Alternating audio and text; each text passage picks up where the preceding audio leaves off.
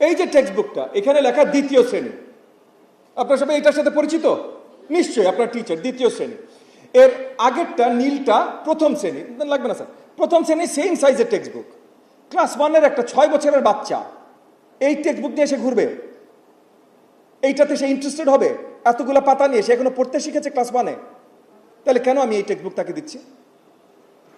আপনি টিচার হিসেবে তার প্রোগ্রেস মনিটর করবেন, বাচ্চার নিজের প্রোগ্রেস দেখার দরকার নেই, তাহলে সে মজা পাবে কোথা থেকে? এই আমি না এইটা আজকে শেষ করেছি, আমি এর পরেরটা নেক্সট উইকে যাব, এটা একটা এক্সাইটমেন্ট আছে না ভাই? আমরা বুড়া বয়সে একটু এইটার এরকম এক্সাইটমেন্ট পাই না? তাহলে বাচ্চাকে কেন দেবো না? আমার কেন, মানে বেসিক ডিজাইনই তো গলত ভাই, এটা কেন হবে? টিচার কনসেন্ট্রেট করবে 65 জনের জন্য, আপনারা যারা সবাই এখানে শিক্ষক, এটা সম্ভব 65 জনের একটা ক্লাসরুমে? না, কনসেন্ট্রেট করা সম্ভব না। You can't really teach, you can't connect, আপনি কানেক্ট করতে পারেন না শিক্ষার্থীর সাথে।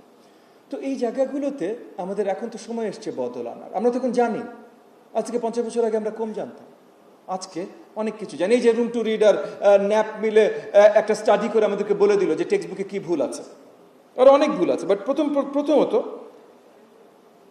কারিকুলাম ডিজাইন করতে হবে ঠিকভাবে, যেই কারিকুলামটা আমাদের শিক্ষার্থীদের আসলে শিক্ষা দিতে পারে, কারণ বাকি সবকিছু কিন্তু এই কারিকুলামের সাথে কানেক্টেড।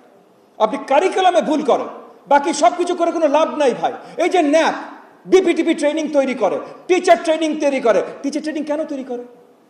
কেন? আমি যে একটা টিচারকে ট্রেন করব, কিসের জন্য ট্রেন করব? কিছু একটা শেখানোর জন্য। কি শেখানোর জন্য ট্রেন করবে এটা যদি না জানি, তাহলে আমার এই ন্যাপের দরকার কি?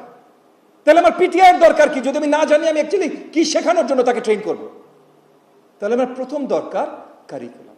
যতক্ষণ পর্যন্ত আপনি কারিকুলাম ঠিক না করতে পারছেন, আর কোনো কিছু করে কোনো লাভ আসবে না। তো কারিকুলাম ঠিক করতে হবে, এবং কারিকুলাম একটা এভলভিং জিনিস।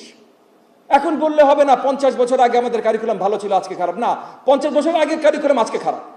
50 বছর আগে যেটা বেস্ট কারিকুলাম ছিল সেটা আজকে খারাপ, বিকজ এটা ইভলভিং ভাই, ইট হ্যাজ টু ইভলভ। তো কারিকুলাম ইভলভ করতে হবে, এবং কারিকুলাম যখন ইভলভ করতে হবে আমার প্রাথমিকের দরকারটা কি? যেমন আজকে টেক্সট বুক ধরবেন আমাকে স্যার একটু একটা, কেন হ্যাভ ওয়ান? জি, just give me one, thank you. এই যে টেক্সট বুকটা এখানে লেখা দ্বিতীয় শ্রেণী, আপনার সবাই এটার সাথে পরিচিত নিশ্চয়ই, আপনার টিচার দ্বিতীয় শ্রেণী। এর আগেরটা নীলটা প্রথম শ্রেণী, লাগবে না স্যার, প্রথম শ্রেণী সেম সাইজের টেক্সট বুক। ক্লাস 1-এর একটা 6 বছরের বাচ্চা এই টেক্সট বুক নিয়ে এসে ঘুরবে, এইটাতে সে ইন্টারেস্টেড হবে? এতগুলো পাতা নিয়ে সে এখনো পড়তে শিখেছে ক্লাস 1-এ, তাহলে কেন আমি এই টেক্সট বুক তাকে দিচ্ছি? আপনি টিচার হিসেবে তার প্রোগ্রেস মনিটর করবেন, বাচ্চার নিজের প্রোগ্রেস দেখার দরকার নেই, তাহলে সে মজা পাবে কোথা থেকে? এই আমি না এইটা আজকে শেষ করেছি, আমি এর পরেরটা নেক্সট উইকে যাব, এটা একটা এক্সাইটমেন্ট আছে না ভাই? আমরা বুড়া বয়সে একটু এইটার এরকম এক্সাইটমেন্ট পাই না? তাহলে বাচ্চাকে কেন দেবো না? আমার কেন, মানে বেসিক ডিজাইনই তো গলত ভাই, এটা কেন হবে? আপনি 5 পাতা 10 পাতা করে একটা চ্যাপ্টার একটা টেক্সট বুক বানান না, একটা text book should be 10 text books. এটার ভেতরে ডিজাইন আমি বাদই দিলাম।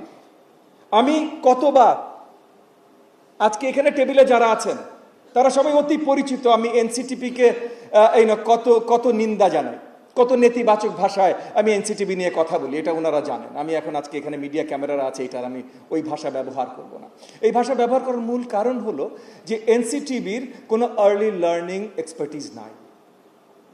আমার প্রাথমিকের দরকারই ভাই আর্লি লার্নিং এক্সপার্টিস, অন্য কোনো কিছু আমার দরকার নাই।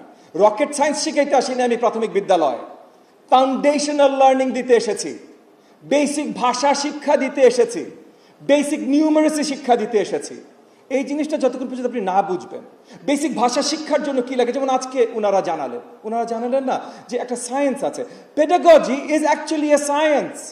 এটা র্যান্ডম আলোচনা না, হ্যাঁ এখনো এটা ইনএক্সাক্ট সায়েন্স, মানে মেকানিক্যাল ইঞ্জিনিয়ারিং এর মতো এক্সাক্ট সায়েন্স এখনো হয়নি, তবে কাজ চলছে। তো অলরেডি এটা অনেক ডেভেলপড সায়েন্স। সো আমরা জানি কোনটার পর কোনটা স্ট্রাকচারালি কি আর কিসের পর কি আসলে শিক্ষাটা আরো ভালোভাবে হয়। আমরা সেটা ব্যবহার করি না ভাই, আমরা তো সেটা ব্যবহার করি না।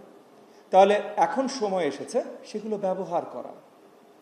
কিন্ডারগার্টেনে আমি কি শেখাবো, ক্লাস 1-এ কি শেখাবো, 2-তে কি শেখাবো, 3-তে 4-এ 5-এ সব ভিন্ন হবে। এই যে ল্যাঙ্গুয়েজ লার্নিং নিয়ে কথা হচ্ছে, ল্যাঙ্গুয়েজ লার্নিং আমরা শেখাই 4টা জিনিস: শুনে বোঝা, বলা, পড়তে পারা, মানে বলে শুনে বোঝা, বলে বোঝানো, পড়ে বোঝা, লিখে বোঝানো, 4টা। আপনার ক্লাস 1-এ সবচেয়ে বড় কম্পোনেন্ট হবে শুনে বোঝা। ক্লাস 2-তে যে বলে বোঝানোর কম্পোনেন্ট আরো বেশি বড় হবে। 3-তে যে ভালোভাবে পড়তে পারছেন ওই কম্পোনেন্টে আরো বেশি আপনার ফোর্স দিতে হবে। 4-5-এ যে আস্তে আস্তে লিখে বোঝানো কম্পোনেন্টে আপনার ইন্টেন্সিটিটা বাড়বে। এটা যখন আমি আপনাদেরকে বললাম, আপনার কাছে মনে হলো না কমন সেন্স? কমন সেন্স তো। তাহলে আমার কারিকুলাম কেন এইভাবে সাজানো না? আমার কারিকুলাম কেন এইভাবে সাজানো না? কমন সেন্স হবে, এটা তো সায়েন্সেও দরকার নাই। আমি বললাম, আপনারা মেনে নিলেন। এখানে একজন আমার সাথে দ্বিমত পোষণ করেছেন? করেন নাই ভাই। তাইলে আমার কারিকুলাম ডিজাইন এটা নাই কেন? নিউমারেসি, যেমন এই যে হাফিজ সাহেব বললেন যে কোনো মানে বাবা মা হিসেবে তো দু এক সময় আমার বাচ্চাদের পড়াই না, আপনারা তো শিক্ষক, বাট যারা শিক্ষক না, বাবা মা হিসেবে বাচ্চাদের পড়ায় না, তারাও কিন্তু কমন সেন্স ভাই, যোগটা আগে শেখায়, বিয়োগটা পরে শেখায়। মানে ইট ইজ অটোমেটিক। কেন? বিকজ সবার কাছে এটাই ন্যাচুরাল মনে হয়। আপনি আগে যদি ডিভিশন শিখাইতে যান, মাল্টিপ্লিকেশন, অ্যাডিশন, সাবট্রাকশন কোনো কিছু না শিখে আগে যদি ডিভিশন শিখাতে যান, ইনসাইটফুলি আপনার বাচ্চা বুঝবে না তো ভাই। ওয়ান বিল্ডস অন দি আদার। কারণ ডিভিশন শেখার আগে তার মাল্টিপ্লিকেশন সম্বন্ধে জানতে হবে, ডিভিশন করতে হইলে প্লাস মাইনাস তার জানতে হবে, তাছাড়া সে করতে পারবে না।